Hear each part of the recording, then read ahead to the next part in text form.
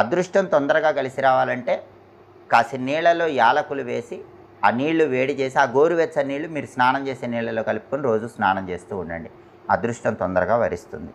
అలాగే దృష్టి దోషాలు ఎక్కువగా ఉన్నవాళ్ళు దృష్టి దోషాల నుంచి బయటపడాలంటే రోజు కాసిన లవంగాలు నీళ్ళలో కలుపుకొని ఆ నీళ్ళతో స్నానం చేస్తూ ఉండండి.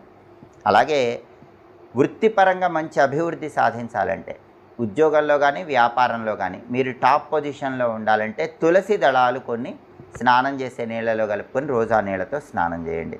అలాగే సాంఘికంగా గౌరవ మర్యాద లభించాలంటే కీర్తి ప్రతిష్ట లభించాలంటే అటువంటప్పుడు ఒక తమలపాకు నీళ్ళలో వేసి ఆ నీళ్ళతో స్నానం చేస్తూ ఉండండి.